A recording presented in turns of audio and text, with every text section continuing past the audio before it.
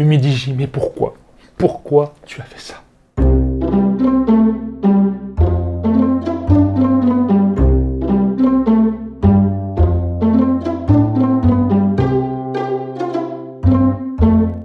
Salut mon Tukiwanti, aujourd'hui on va tester le Humidigi A11 que j'ai commandé sur Joom, parce que oui on a un partenariat avec Joom, je suis en partenariat avec Joom, et donc j'ai des produits à tester dans leur boutique, je t'invite à aller voir, je te mets le lien en dessous si tu veux aller voir le portable ou d'autres produits, d'ailleurs j'en parle dans une de mes vidéos ici. Alors ce modèle Humidigi A11, il faut savoir qu'il existe en deux couleurs, on a la version bleue qu'on va tester ici et la version noire toute simple.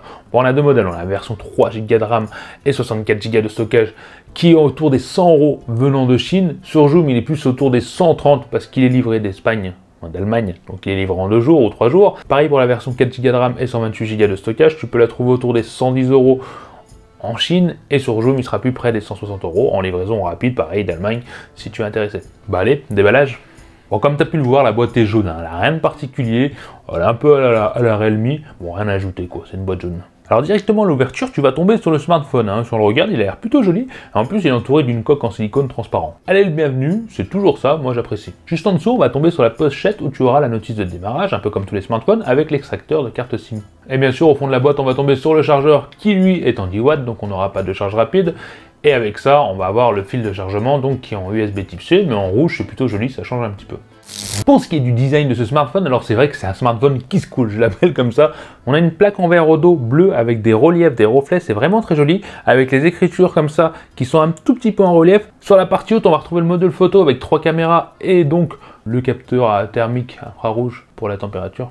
On fera un test après. Il faut dire que l'ensemble, en tout cas le dos, fait un beau résultat, c'est vraiment joli. On a des contours noirs. Moi, j'aime bien la face arrière de ce smartphone. Sur ça, on peut dire bravo Humidigi. Là où je vais venir titiller, et c'est vraiment une histoire de goût, je le précise parce que je vais pas être gentil, c'est sur les rebords. Et ouais, parce qu'on est sur des rebords avec une couleur grise un peu métallisée, mais le gris métallisé que tu as quand tu achètes du gris métallisé en bombe de peinture, tu sais, avec son, où tu veux peindre quelque chose, c'est ce même gris là, et pour être honnête, je suis vraiment pas fan du tout. En plus, on a une impression d'épaisseur monstrueuse, on a l'impression d'avoir une brique dans les mains, d'avoir un téléphone qui fait plus de 1 cm, et pourtant il fait seulement, entre guillemets, 9,2 cm. On a vraiment cet effet par rapport aux coupes droites, il n'y a pas d'arrondi dessus, c'est des coupes droites sur les rebords, donc on a une impression d'épaisseur de gros smartphone. Et ça vient franchement flancher sur la prise en main parce que les rebords comme ça carrés avec un poids de 222 grammes, je peux te dire que tu le sens, il n'est pas vraiment agréable à utiliser à une main.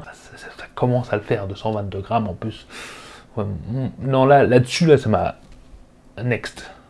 Bon, en faisant le tour quand même sur le côté droit, donc tu vas retrouver le bouton power et le volume plus moins. Alors comme tu vois, les boutons, ils ont rien de folichon, ils sont tout simples, j'aime vraiment pas, je sais pas ce que j'aime pas ça. Sachant que le bouton power fait aussi empreinte digitale, faut le savoir, ça se voit pas mais ça le fait. Sur le haut, on va retrouver la prise jack. Sur la partie gauche, tu vas retrouver le bouton qui te sert à lancer le thermomètre. Au cas où, tu vois, c'est un bouton super rapide, t'es en mode Covid, tu dois prendre tout le monde en mesure ultra rapidement, t'as ce bouton raccourci, trop bien. 36,5, c'est pas mal, ça sert à rien mais c'est pas mal.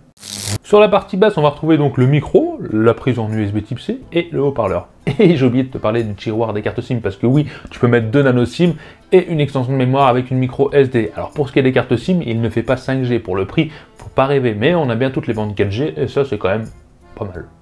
Alors tu l'as compris, la prise en main, j'aime pas du tout, je suis vraiment pas fan, ça va être une histoire de goût. Et pourtant, il n'a pas des dimensions hors normes non plus, à part qu'il est épais. Parce qu'il fait 75 mm de large et 162,2 de haut. Donc ça reste convenable. Sache aussi que la plaque au dos en verre va quand même prendre un petit peu les traces de doigts. C'est pas ouf, mais tu les prendras un petit peu quand même. Alors pour l'écran, on est sur un écran de 6,53 pouces. En LCD, avec une résolution de 720 par 1600, donc on est sur du HD+. Il est clairement pas borderless, hein, tu regardes, il y a un manteau en bas qui fait quand même bien 5 mm, voire plus proche du centimètre. Et on est sur un ratio, en tout cas écran, qui est censé occuper 80% de la totalité de la surface. Tu vas penser que j'ai une dent contre ce smartphone, et je te comprends, mais franchement non, c'est vraiment pas élogieux. Parce que oui, on a un écran avec des belles couleurs, faut dire que les contrastes sont là, c'est joli, une fois que tu as activé l'option, et j'ai oublié le nom, je vais chercher, Miravision. Oui, quand tu as mis le mode brillant et que tu as mis les contrastes élevés, c'est vrai que les couleurs sont bien. Bon après, cette option, je savais pas qu'elle existait encore, pour moi c'était il y a 10 ans, et tu vois, comme quoi on en apprend tous les jours. Même la luminosité en extérieur est convenable, c'est pas dingue, mais ça reste convenable pour un entrée de gamme. Mais là où je viens titiller, c'est sur la sensibilité. Alors ça va pas être de partout, hein. Là, je vais te montrer quand je veux déverrouiller l'écran, s'il me reconnaît pas en facial par exemple, eh ben c'est chiant, il faut que j'y aille en plusieurs fois ou que je prenne l'autre main pour monter, slider totalement. Tu peux pas faire de gestes brusques comme tous les smartphones en fait. Heureusement, c'est pas de partout comme ça, mais c'est parfois gênant et ça devient même énervant. Bien sûr, une mise à jour pourrait changer tout ça. Humidigi a tendance à faire des mises à jour au moins pendant 5 mois pour corriger tous les bugs. Ils sortent le smartphone brut de pomme comme ça et ils corrigent à fur et à mesure tous les bugs que les gens ont crié. Hein. Oui, je te parlais de la reconnaissance faciale parce que oui, alors on a bien l'empreinte digitale sur le côté qui est pas la plus rapide du monde et qui est tendance à être capricieuse. Faut bien mettre ton doigt où il faut et il faut bien attendre 1 seconde voire 2 pour déverrouiller. Bon, tu me diras, c'est l'entrée de gamme, même si d'autres marques font beaucoup mieux. Ok, mais la reconnaissance faciale qui me reconnaît pas, ou alors très rarement et en basse luminosité, je veux dire juste en intérieur, c'est vraiment pas ouf. Et quand elle te reconnaît, c'est vraiment pas rapide. Donc là, Humidigi, encore un point ou non. J'ai l'impression de retourner il y a 5 ans en arrière dans les entrées de gamme. C'est vraiment pas terrible du tout. Sinon pour les connectiques, on est bien sur du Bluetooth 5.0, donc ça c'est bien, on a bien le Wi-Fi en 2,4, 2,5 GHz, sache qu'on n'a pas de NFC, ça c'est important, et qu'il n'est pas étanche non plus, ne rêve pas. Pense en dessous, là, juste là, à t'abonner et à cliquer sur la cloche de notification, bah, ça te permettra d'aider la chaîne à évoluer, c'est la façon de me dire merci pour cette vidéo, et puis je t'invite aussi à venir sur Insta et Facebook, où il y a tout, ça complète tout, les arrivages, tout, vas-y. Alors ensuite, on est sur du Android 11 à l'intérieur du smartphone, ça c'est bien, avec la petite surcouche de chez Humidigi.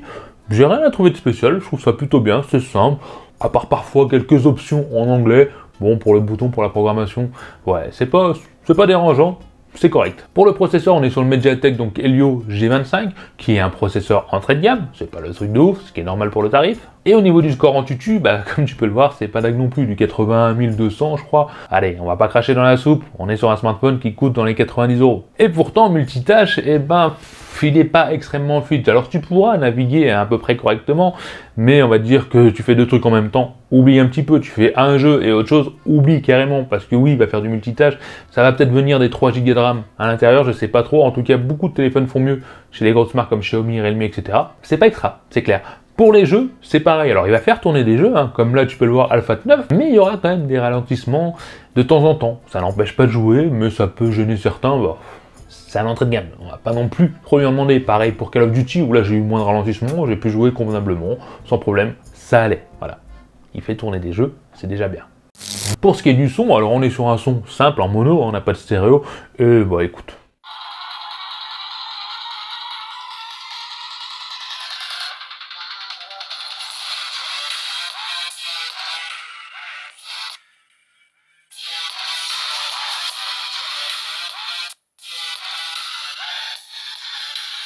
Oui, c'est pas dingue, on n'est pas sur du Dolby Atom, loin de là, mais le son est assez fort en tout cas pour les sonneries, donc voilà, tu t'en serviras pas d'enceinte nomade. Passons à la batterie qui fait 5150 mAh. C'est quand même une grosse batterie, mais c'est quand même un gros bébé aussi. Et au niveau de l'autonomie, eh ben, j'arrête pas, mais je l'ai pas trouvé forcément bien optimisé. Oui, tu vas tenir une journée largement, mais t'avises pas de tenir 2 jours avec parce que tu n'y arriveras pas. Personnellement, je le trouve pas vraiment optimisé par rapport à la batterie et le processeur. Sache que pour le chargement, pareil, charge pas rapide du tout. J'ai essayé 2h30, j'en ai eu marre, j'ai arrêté parce que voilà, il faudra plus de 2h30 pour le charger. Maintenant, passons à la photo, parce que oui, quand tu vas sur le site Humidigi, tu vois le smartphone, sur le papier, il a l'air excellent. Ça a l'air d'un smartphone de ouf. Pour l'instant, on a vu, il n'est pas forcément ouf, mais on va aller voir la photo. Alors, on est sur un appareil principal de 16 mégapixels avec une ouverture à 2.2. On a un grand angle de 8 mégapixels et un mode macro de 5 mégapixels. Pour l'interface, c'est très simple, hein, tu auras le mode HDR et le mode intelligence artificielle, AI, mais ça sera jamais activé automatiquement. Il faudra toujours cliquer dessus si tu veux l'activer. Et je trouve ça un petit peu chiant. Pareil pour le mode nuit, il faudra aller dans les extras, tu trouveras ce fameux mode nuit qu'on verra juste après. En pleine luminosité, ça peut aller. Ça a tendance à virer au rouge. On va dire c'est pas dégueu, hein, c'est de l'entrée de gamme, d'accord. Mais quand tu veux prendre une photo un peu plus rapidement, par exemple ici, comme au Spar, et ben tu vas regarder que sur les côtés, ça sera totalement trouble et la partie centrale qui aurait été prise en photo était bien. Oui, il peut faire des photos convenables, hein, mais c'est vraiment trop aléatoire. Tu vas louper autant de photos que tu vas en réussir. Quand je dis louper, c'est qu'elles vont pas être extra ou trouble, surtout que l'autofocus est capricieux. Ouais, quand tu veux prendre des photos rapidement, rêve pas, ça va vraiment être chiant. Et quand la luminosité vient à manquer légèrement, bah, tu vas voir directement du grain apparaître. Ouais, on est vraiment sur une photo, mais pareil, j'ai l'impression de revenir 5 ans en arrière. Pour le mode nuit, eh ben écoute, comme tu le vois, non, c'est complètement dingue. C'est un mode nuit qui n'existe pas. Là, la photo est vraiment dégueu. Il faut totalement oublier. Enlève ça de ta tête. Il n'y a pas de mode nuit sur ce smartphone. Ou alors une mise à jour va corriger ça, mais là non. Pour le mode portrait, eh ben écoute, en extérieur, ça va, c'est vraiment pas terrible, mais ça passe. Mais quand tu veux faire en intérieur, j'ai dû prendre au moins 5-6 photos pour avoir une photo à peu près nette. Et c'est vraiment pas terrible du tout, je sais pas. je ne t'en veux pas, Humidigi. J'ai rien contre ce smartphone normalement, mais... non. Pour la vidéo, alors sache que tu peux filmer en 1080p et 30 images par seconde, et regarde. On va aller voir s'il y a une stabilisation quand même. Ah ça franchement, sur l'écran c'est horrible. On va voir l'autofocus qui m'a l'air complètement pourri d'avance. Allez, voilà. Bon, au bout de 15 secondes, oui. Est-ce qu'il reprend? Non mais franchement, c'est un enfer. Le truc ne reprend pas. Bon, j'appuie sur l'écran. Voilà. Voilà le truc. Oui, comme tu l'as vu, pas de stabilisation. Comme tu l'as vu, l'autofocus est complètement... j'ai pas de mots. Et l'image, bon... pareil pour le mode portrait, en 1080p 30 images par seconde. Nous voici donc en 1080p 30 images par seconde. Bon, sur l'écran, pas de stabilisation. J'ai essayé de changer un peu pour voir si la luminosité se mettait automatiquement. C'est un petit peu long, mais en tout cas, sur l'écran, ça n'a pas l'air vraiment dégueu. Et bon, ça va, ça passe. C'est pas dingue, je m'attendais pas à mieux ni à pire. Pour une fois, ça va. Alors pour conclure, est-ce qu'il faut acheter ce Humidigi A11? Tu l'as compris? Non. Je te conseille clairement de t'orienter vers Xiaomi ou Realme qui feront mais carrément mieux en tout. Voire presque en tout, ou même si en tout. Parce que oui, l'écran est pas frappadingue, on a une autonomie qui est correcte, on a des photos vraiment, juste vraiment limite. On a juste l'impression que Humidigi fait des économies et essaye de nous sortir un smartphone pas cher, mais vraiment pas bien, qui est pas développé, qui est pas travaillé. C'est un smartphone que je ne conseille pas. Esthétiquement, il peut plaire à certains, moi en tout cas la face arrière je la trouve super, magnifique, pour le tarif ça c'est top. Mais voilà, la prise en main, l'épaisseur, tout est à revoir pour moi. Je suis désolé, je suis un peu cru. J'attaque vraiment fort sur ce smartphone, mais je suis complètement déçu. Faut l'avouer, je suis vraiment déçu par Humidigi. Je m'attendais à carrément mieux, en tout cas sur le papier, ça a donné un smartphone extraordinaire. Là, j'ai l'impression d'avoir une contrefaçon. En tout cas, si tu as aimé cette vidéo, n'hésite pas à mettre ce pouce bleu. Et puis je vous dis à la prochaine, tout qui tient. Bye. Allez, à vous, t'as aimé la vidéo. Lâche-moi un petit commentaire en dessous pour me dire ce que t'en penses. Abonne-toi, sinon tu seras marabouté par les yeux de Tuki Wanchien toute ta vie. Viens vite me rejoindre sur les réseaux sociaux et mate ma dernière vidéo juste ici. Allez, je compte sur toi pour la prochaine vidéo. Bye bye.